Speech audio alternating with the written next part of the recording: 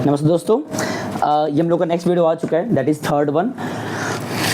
इसके पहले हम लोग का ऑलरेडी 2 आ चुका था, जिसमें कि हम तुम लोग को बेसिकली इस चैप्टर का रिटायरमेंट और डेथ ऑफ अ पार्टनर का जो भी बेसिक कॉन्सेप्ट थे रिगार्डिंग किसके बारे में, कि एक पार्टनर अगर फर्म को छोड़ के जाता है तो उसके क्या क्या कंडीशंस हैं, हमें क्या क्या फुलफिल करने होते हैं। ठीक, अब देखो बात क्या है, हम लोगों ने लास्ट क्लास न्यूमेरिकल बात कर लिया एक हद तक, उसके पहले पूरे बात के लिए कॉन्सेप्ट पे। अब मेरा ये तुम्हारे लिए काम है कि हम तुम्हें जितना हो पाए न्यूमेरिकल पे शिफ्ट करें। याद करो, ये मैंने बताया था कि हर चैप्टर का एक टॉपिक्स होता है जो मैं कवर करने होते हैं स्टेप बाय स्टेप, और फिर वो मर्ज होके बड़े सवाल बन जाते हैं। ठीक है, तो यहाँ भी कुछ वैसे ही था। जब भी एक पार्टनर एग्जिस्टिंग फर्म को लीव करता है, छोड़ के जाता है, इंटेंसली मतलब रिटायरमेंट या अनइंटेंसली मतलब डेथ, तो इन बोथ द केसेस तुम्हें कुछ चीज़ों पे काम करना होता है सबसे पहले। और वो जो प्रोसेस है तुम्हारे किताब में देखोगे ना, जो मैंने लास्ट में कहा भी था, क्वेश्चन नंबर कहाँ से 1 से लेके 17 तक, जहाँ तुम्हें सिखाया गया 2 चीज़ों पे प्रॉपरली, उसके नाम क्या कहते हैं, एक था न्यू रेशियो एंड दूसरा गेनिंग रेशियो। ये क्या होता है, जब भी एक पार्टनर छोड़ के जाएगा फर्म को, तो जो पहले से प्रॉफिट शेयरिंग रेशियो था वो बदलेगा। और क्यों बदलेगा, क्योंकि अभी तक जितने पार्टनर्स थे उसमें एक कम हो गया ना, तो जब पार्टनर चला गया तो ऑब्वियस ही बात है ओल्ड रेशियो तो नहीं रहने वाला, उसमें एक पार्टनर मिसिंग होने वाला है। तो जो रेशियो बनेगा नया वाला, वो तुमको निकालना सीखना होता है, जो हम लोग काम किए थे कल वाले क्लास पे। आज दोबारा करेंगे इस पर काम प्रॉपरली। एंड दूसरी बात, जो भी पार्टनर फर्म को लीव कर रहा है उसके शेयर को अल्टीमेटली कौन एक्वायर कर लेंगे, ओल्ड पार्टनर्स। ये एडमिशन कॉन्सेप्ट का अपोजिट सेगमेंट है। एडमिशन में क्या था, एक पार्टनर आ रहा था न्यू पार्टनर, तो वो ओल्ड वालों से उनके शेयर को मांग रहा था, which means old partners have to sacrifice their share, some part of their share for the new one. अपने शेयर में से कुछ हिस्सा देना पड़ रहा था उनको, किसको, न्यू पार्टनर। बट यहाँ पे क्या होता है, जो पार्टनर जा रहा है वो पहले से पार्टनर था फर्म के अंदर, तो जब वो चला जाएगा जो भी उसका शेयर है जितना भी है, वो रिमेनिंग पार्टनर जो रह जाते हैं फर्म के अंदर, उसे जाने के बाद उनमें उसको बांटा जाता है। अब यहाँ देखोगे ना, ये जो 2 टॉपिक बार मैंने कहा, पार्टनर छोड़ के जा रहा है तो किस तरीके से ओल्ड पार्टनर्स, रिमेनिंग पार्टनर्स उसके शेयर को अपने मिलेंगे, that is gaining ratio. Plus उसके जाने के बाद अब जो न्यू रेशियो बनकर फर्म का आएगा, इन दोनों पे तुम्हें काम करना होता है। लास्ट टाइम जितना मैंने सवाल लिखा था, क्वेश्चन 2, 3, 4, आई थिंक 6 एंड 11, जो भी सवाल मैं स्किप कर रहा हूँ सॉरी, थोड़ा सा हेल्थ इशू है, ये सारे जो मैं सवाल थे ना जो मैंने स्किप किया हुआ है, वो सारे सवाल बेसिकली रिपीटेड अब होने वाले हैं। आज भी जितना मैं सवाल लिखा बोर्ड पे 7, 12, 15, एक्चुअली इसमें कुछ भी नया सिखाने लायक नहीं है। हम लोग क्वेश्चन इस टाइप का लगा चुके हैं, बस हो क्या रहा है, हम तुम लोग के लिए दोबारा से सवाल लगवा रहे हैं ताकि एक प्रैक्टिस हो जाए, क्योंकि ये हेल्प करेगा बड़े सवाल को लगवाने में आगे चल के। तो ये हम लोग का अभी आगे एंडिंग तक आने वाला है। हमारा काम क्या है, इस पे काम करने का एक बार और, जस्ट फॉर अ प्रैक्टिस के लेवल पे, और सॉल्व करते हैं। चलो क्या लिखा है पढ़ो। 7th वाले में अमन, नमन एंड नील 3 पार्टनर्स, रेशो दिया 1 to 1, हाँ सही 1 to 1।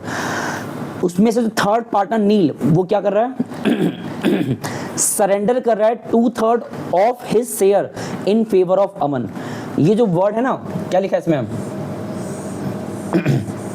सरेंडर, इस एक वर्ड से डरने की जरूरत नहीं है। सरेंडर बेसिकली मतलब होता है कि वो अपने शेयर का कुछ हिस्सा खुद से दे रहा है। कितना दे रहा है, प्रॉपर लिखा है 2/3 ऑफ हिज शेयर। ऑफ का मतलब होता है मल्टीप्लाई करना पड़ेगा, और किससे मल्टीप्लाई करना पड़ेगा, उसके खुद के शेयर से। और वो दे किसको रहा है, अमन को। अब जो पार्टनर छोड़ के जा रहा है, पहले देखो तो कि उसका में शेयर है कितना। इफ अगर नील छोड़ के जा रहा है तो यहाँ नील का शेयर है कितना, बताओ। 1/4 है। तो अब सॉल्व कैसे करोगे, यहाँ पे ये ध्यान देना, जो नील है वो कितना सरेंडर कर रहा है, किसके लिए, फॉर, नाम क्या है, अमन। तो अब दोबारा से सवाल पढ़ो। तुम्हें इस बार सरेंडर के वे में लिखा हुआ है, तो कोई बहुत बड़ा टफ चीज़ नहीं हो गया। ये कुछ वैसे ही है, मैंने कह दिया भाई मेरा शेयर जितना भी है, मान लो मेरा शेयर 100 रुपये है, मैंने कहा अपने 100 रुपये शेयर का हम 2/5 आयुष को दे रहा है, तो 100 रुपए का 2/5 कितना होता है? 40। तो ये 40 कैसे निकला है? 100 इंटू 2/5। यहाँ वैसे ही कॉन्सेप्ट है कि नील अपने शेयर का, जो भी उसका शेयर था, अपने शेयर का 2/3 अमन को दे रहा है। तो मतलब अपने शेयर का 2/3, नील का शेयर 2/3, जितना भी आएगा वो अमन को मिलने वाला है नील के जाने के बाद। सॉल्व करो, कितना आ गई है? ऐसी कट जा रही है, तो ये कितना आएगा? तो मतलब ये तो शेयर हो गया कि नील कितना पाएगा, आई एम सॉरी, अमन कितना पाएगा नील के शेयर में से। देखो कंप्लीट नील ने अपना पूरा शेयर अमन को दे दिया, ऐसा नहीं है, कुछ हिस्सा दिया है सिर्फ। तो यहाँ देखो नील अपने शेयर का अमन को कितना दे रहा है? 1/6। अब इसमें बाद में लिखा है रिमेनिंग, जो भी नील का रिमेनिंग पोर्शन रह जाएगा वो कौन पाने वाला है? नमन। अब ये कैसे मालूम चलेगा कि कितना रिमेनिंग रह गया नील का? भाई नील ने पूरा अपना शेयर अमन को नहीं दिया है, कुछ हिस्सा दिया है, दैट इज 1/6। तो 1/6 दे देने के बाद अभी नील का बचा कितना शेयर?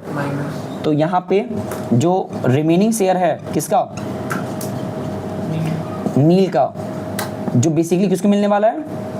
प्रोवाइडेड टू नमन। तो ये कैसे निकालोगे? जितना नील का शेयर है ऑफिशियली और जितना उसने दे दिया अमन को, ये रहा अमन को, जो भी सॉल्व करने पे आएगा दैट इज रिमेनिंग शेयर, और उसी रिमेनिंग को कौन एक्वायर कर लेगा? रिमेनिंग पार्टनर, जो भी बच गया दैट इज नमन। सॉल्व करो इसका एल्सियम लेके, इसका एल्सियम कितना आएगा? 12, ये आएगा 3, ये आएगा 2, 1/12। ये जो 1/12 आया ये बेसिकली वो पोर्शन है नील के शेयर का जो नमन को मिलेगा, ये 1/6 वो पोर्शन है नील के शेयर का जो अमन को मिलेगा। तो तुमने इस तरह क्या निकाल दिया? वो इंडिविजुअली कितना कितना नील दे रहा है दोनों को, वो दोनों फिगर मिल गया। अब ऑब्वियसली बात तुमको निकालना क्या था? New ratio. What is new ratio? जो उनका पहले से था ओल्ड वालों का, रिमेनिंग वालों का, उसमें जितना उनको मिल गया ऐड करना होता है। भाई तुम ये एनआर किसका निकालने वाले हो? जो पार्टनर्स वहां पे रह गए, यहाँ पे कौन पार्टनर्स रह चुके हैं, अब बच गए रिमेनिंग तौर पे? अमन एंड नमन। हमें इनका ही निकालना है। तो यहाँ पहले पता लगाओ उनका न्यू शेयर कितना आएगा, क्योंकि ऑब्वियस सी बात है न्यू रेशियो निकालते हो पहले उनके न्यू शेयर को पता लगा के कि उनका न्यू शेयर भी हो कितना गया, एक्वायर अगर किए हैं, गेन किए हैं उस नील के शेयर का, तो इन दैट केस अमन का शेयर अब कितना हो गया ये पता लगाओगे। सिमिलरली नमन का भी शेयर अब कितना हो गया ये भी पता लगाओगे। तो अमन का था कितना पहले बताओ, देख के बताओ। 1/4 वो कितना पा रहा है नील से? तो इसको सॉल्व करो, ये आएगा तुम्हारा 5/12। मैच करना, गलत ना करने पाए। नमन के केस में भी देखो, नमन का शेयर था कितना? 2/4। वो कितना पा रहा है नील से? 1/12। ऐड करो, कितना आ गई है? 3, 6, 1 विच कम 7/12। आयुष बुक से आंसर ध्यान देना, मैच कर लेना। तो मतलब अमन का जितना पहले से था, जितना उसको हासिल हुआ नील से, नमन का जितना पहले से था उसको जितना मिला नील से, सिंपली सॉल्व किए, ये जो आया these are the new shares of both of them. But हमसे न्यू शेयर नहीं कहा था, हमसे क्या पूछा था? New ratio. तो अगर एनआर निकालना है तो उसके लिए क्या करोगे? उनके न्यू शेयर्स का जो भी तुमने ऊपर निकाला भी, अमन का और नमन का, उसको लिखो फ्रैक्शन फॉर्म, रेशो फॉर्म में। 5/12:7/12 बेस सेम है तो कितना आया? 5:7। ये इनका क्या आ गया? अच्छा, इसी सवाल में अगर पूछा होता जीआर भी निकालो, गेनिंग रेशियो, तो तुमको मैंने बार बार कहा है गेनिंग रेशियो के लिए दिमाग लगाए करो। यहाँ पे तो भाई तुमको प्रॉपर दिख नहीं रहा है कि वो नील अपने शेयर को किस तरह दे रहा है, इन टोटलिटी तो लिखा नहीं है। याद करो अगर ऐसे लिखा होता है कि भाई नील अपने शेयर को इक्वली देगा बाकी पार्टनर्स को, तो इक्वली हमारा क्या हो गया? 1/1 गेनिंग रेशियो। अगर ऐसे कहा होता नील अपने शेयर का 1/3 के रेशियो में देगा रिमेनिंग पार्टनर्स को, तो 1/3 हमारे मिल जाएगा गेनिंग रेशियो। बट यहाँ तो कोई रेशियो दिया ही नहीं है, ना इक्वल कह रहा है, सरेंडर कह रहा है, फ्रैक्शन लिखा है एंड रिमेनिंग लिखा है, तो यहाँ तो निकाल नहीं पाओ डायरेक्टली गेनिंग रेशियो। एक तरीका ये है, हमारे पास ओल्ड है, हमने न्यू निकाला है, माइनस कर लो, जो यहाँ भी तुमको माइनस करना पड़ेगा क्वेश्चन 12 में, जैसे जो कल कराए भी थे क्वेश्चन 11 में भी कराए थे, ओल्ड दिया हो, न्यू दिया हो, सिंपली माइनस करो। जो यहाँ दोबारा सिखाएंगे माइनस करना, वो लेंथी प्रोसेस है। क्या सिंपल तरीका है, यहाँ हमारे पास ये अवेलेबल है, देखो जरा दोनों को कितना कितना मिला, how much fraction of part of Neel share they have gained, हमने निकाला वो अलग अलग। अगर हम उसी फ्रैक्शन ऑफ गेन्ड शेयर को, जितना उन्होंने गेन किया है, उस फ्रैक्शन वैल्यू को ही, जो अमाउंट एक तरीके से फ्रैक्शन फॉर्म में है, उस गेनिंग फ्रैक्शन को ही लिख दे रेशो के स्ट्रक्चर में, तो जी आर मिल जाएगा। ये बोलना चाह रहे देखो, अगर तुम्हें जी आर निकालना है तो अमन और नमन जितना जितना गेन किए हैं, 1/6 अमन गेन कर रहा है नील से, 1/12 नील गेन नमन गेन कर रहा है नील से, तो उसी गेनिंग फ्रैक्शन को लिखो फ्रैक्शन रेशो फॉर्म में, 1/6 इज टू 1/12। सॉल्व करो, कितना गई है एलसीएम, 12, 2:1 कितना आया, this is their gaining ratio. ये शॉर्टकट तरीका था। और इसे क्यों सिखा रहा है, देखो इन सब पे इसलिए कमांड कर लो बिकॉज ये सारे क्वेश्चन हमारे बड़े क्वेश्चन में आने वाले हैं श्योरली, तो तुम्हें इन सब पे काम करना होगा। चलो एक और सवाल देखते हैं, ये सब हम लोग कल लगाए थे, बस मेरा मोटिव है कि तुमको थोड़ा सा और सवाल और प्रैक्टिस करा दे बड़े सवाल जाने से पहले। और बड़े सवाल में क्या होने वाला है, ये सब फिर आएगा, बस उसमें कुछ चीज़ें और जोड़ता चला जाएगा। लाइक अब कहीं पे हुआ जाएगा रिजर्व सरप्लस की बात कर देगा, गुडविल लेके जाना उसको है उसकी बात कर देगा, तो ये ऐड होता है सिर्फ, और कुछ खास नहीं। चलो एक और पे आते हैं, क्वेश्चन 12।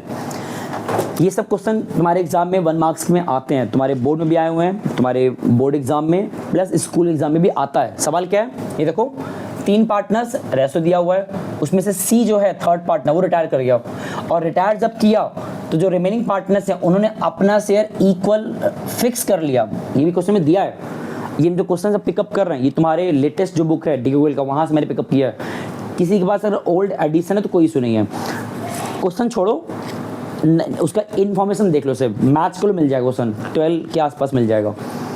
तो यहाँ पे तुम्हें ये जो दिया है स्ट्रक्चर, इसको थोड़ा सही कर दें हम लोग, या ना भी करो चलेगा, ऐसे ही रहने दो, या कर दें क्या, करो। अच्छा इसका कितना बेस आएगा, 6, तो तुम्हारा आएगा 3, 2:1, कितना आया, this is the old ratio.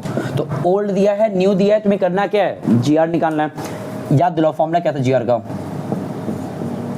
हाँ उल्टा लिख लेते हैं, फॉर्मूला क्या था, न्यू रेशियो माइनस में, ठीक है।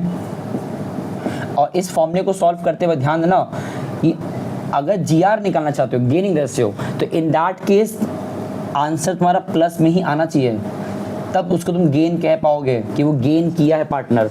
अगर नेगेटिव गलती से आ गया, गलती से क्या मतलब आ गया, तो वो सेक्रीफाइस कहलाएगा। अभी तुम्हें वो नेगेटिव वाला कॉन्सेप्ट नहीं आएगा, वो आगे आएगा, फिलहाल प्लस में आने वाला। चलो चेक करते हैं, ये बताओ हम किसका चेक करें गेनिंग, ऑल 3 का चेक करें, नहीं सी का मत चेक करना, क्यों, सी तो रिटायर किया है और सी कभी गेन नहीं कर सकता, बिकॉज वो तो फॉर्म छोड़ के जा रहा है, तो अपना शेयर सेक्रीफाइस करके जा रहा है, समझ, वो तो कभी गेन करेगा नहीं। तो तुमको चेक करना है ऑलवेज जो गेन कर सकते हैं पॉसिबली, तो यहाँ पे तुमको ए और बी का चेक करना है। तो अगर हम चेक करें ए का, पहले फॉर्मूला क्या होता है, न्यू माइनस ओल्ड, ए का न्यू कितना पे है 1/2, और उसका ओल्ड कितना है 3/6। सॉल्व किए तो ये कितना आएगा, 0 आ रहा है क्या, ओके। ये दोनों कह रहे थे उसने क्या, नो गेन नो सैक्रिफाइस, कितना आवाज कर रही है। बी का चेक करो, बी का कितना न्यू है 1/2, कितना इनका ओल्ड है 2/6, विच कम्स 3 - 2, प्लस में आएगा, तो ये हमारा गेन तो किया है।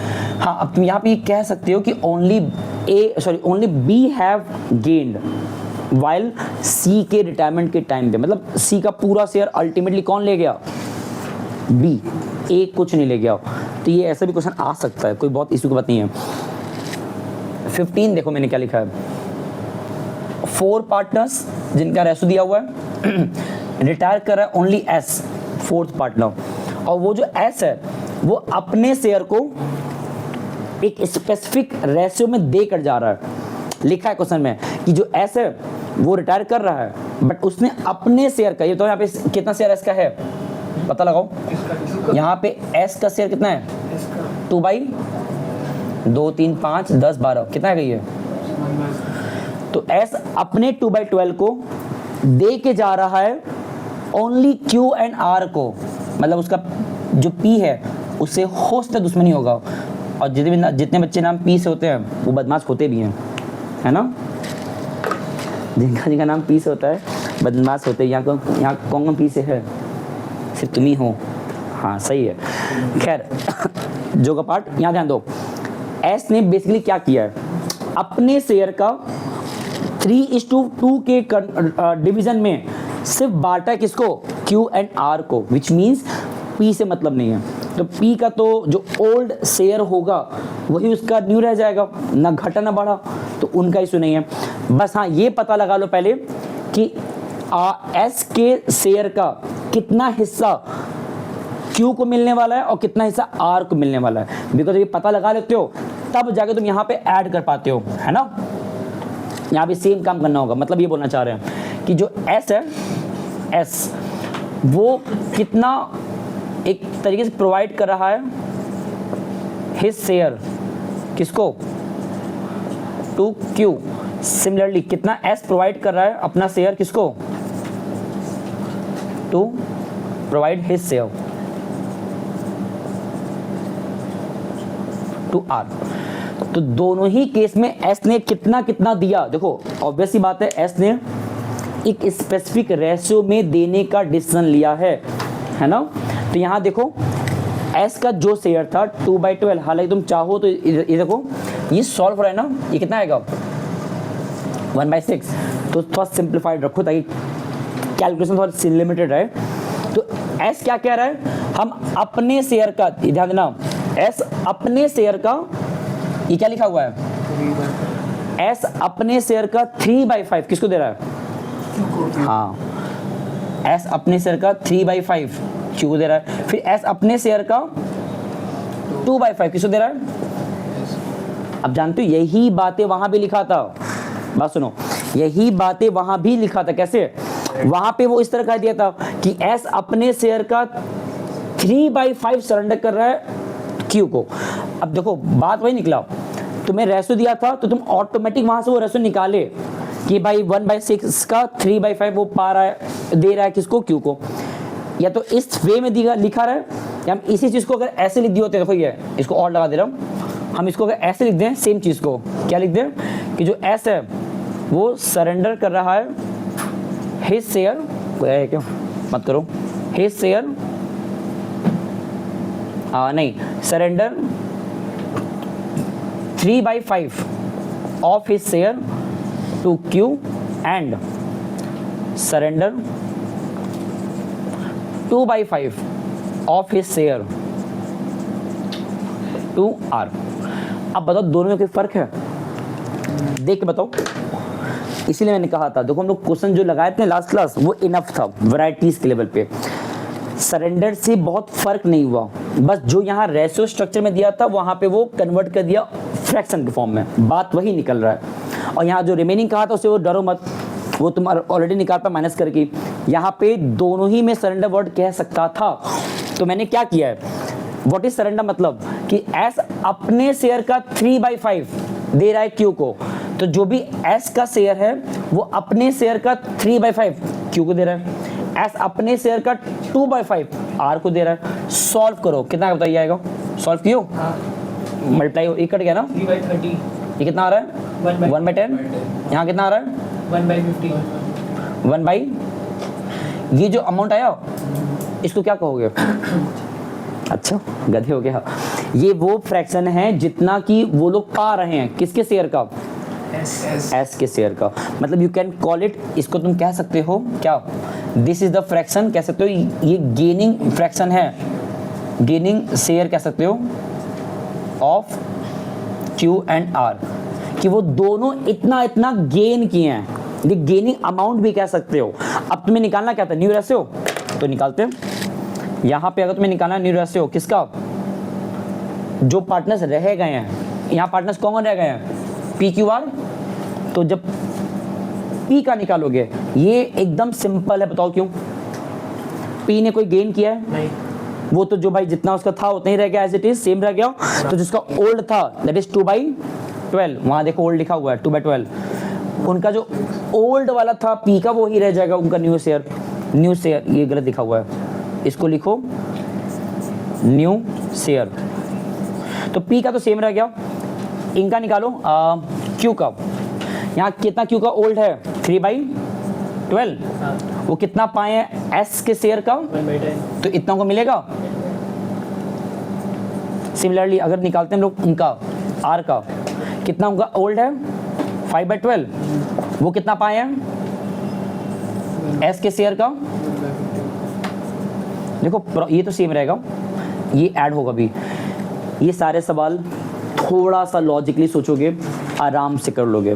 मैंने सिंपली क्या किया है, पी में बी को नहीं मिला तो नहीं दिए, क्यू को मिला तो जितना मिला उसको ऐड किया उसके ओल्ड शेयर में। अब सॉल्व कर लो सिर्फ।